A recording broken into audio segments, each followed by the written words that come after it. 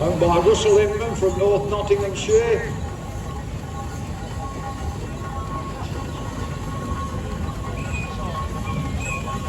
The steamrollers, doesn't really need no explaining. We used to roll the roads. Some would have scarifiers on the back to rip the roads up.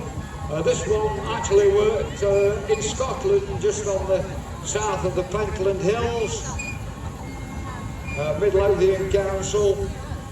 It came into preservation with a gentleman called Robert Crabb in Dorset. It's been with Russell for quite a number of years now, regular attender at rallies over the East Midlands. We're just getting a bit of muscle on the good lady steering, aren't we? Are we building your muscle? Is it good, Russell? Right. Interesting Burrell traction engine next. This was the last road locomotive to be built by Burrells. It was actually finished off at the Garrett Works in Suffolk. It went new, as you can see from the name on the legend on the canopy top, to C. Singerton of Rempstone. It's now owned by Dennis Smith of Banbury. It was one time in Arthur Napper's ownership. Good afternoon, Mount View now with an Aveling-Barford steamroller. Actually went out to Ceylon. We now know it as Sri Lanka. Worked out there, came back into this country. Well, one of a batch really. It was first restored by Ian Lander of Shepshed. Since Mount's owned it for a number of years now, we've had an extra speed put on it. It was a single speed steamroller, but we've speeded the job up, haven't we, Mount? We've speeded it, he's laughing, but yeah. I hope we got a bit of a steering lesson with this Burrell steamroller. Mount Woodbine from North Derbyshire. This particular steamroller went new to John Ball. Later it moved into the Isaac Ball of Walls near Kirkham in Lancashire, Preston up that way. Remained with them for many years. Quite a few years ago by Mount from Anthony Cow of Preston. Fiery Elias, Foster traction engine, 1927. Very early engine into preservation. This one was actually, went new, it went to a farmer in the northeast of England. He couldn't pay for it. It went back to Foster's and it was sold to the Polger family of Eatonton near Lincoln.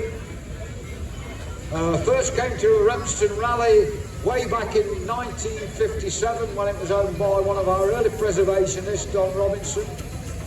It took a week to get there, to get from Lincoln down the Foss to here. I don't think we'll be doing that in these days, but yeah. Fiery Elias, owned by Audrey Boston of Cadeby. You probably remember Audrey's late husband, the Reverend Teddy Boston, sadly passed away in 1986, a long time ago now, but Teddy purchased the engine in 1964.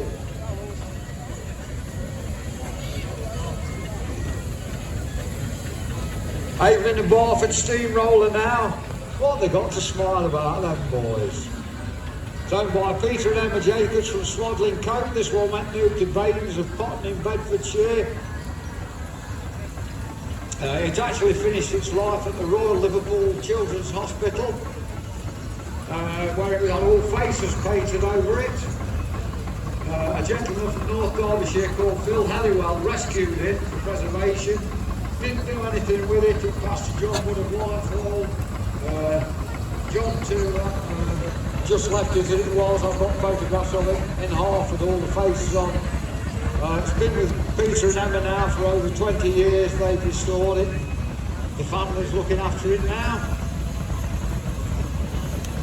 Aveling-Barford steamroller, ex-Bilston Rural District Council, this one, Leicestershire. This too was owned by the late Reverend Diana Boston of Cadeby. It's now owned by Michael Stokes of Desford. The Reverend Boston, he acquired it from a scrapyard in Northampton Way and restored it. Michael's restored it. All right, Michael. Are we having a good do? Nothing to do now. Just sit back and enjoy. What could be better? A double traction engine now, owned by Mr. Turner from North Yorkshire. This is an engine that's been around the rallies for many years now. It was owned by Mr. Giles, one of the early preservationists.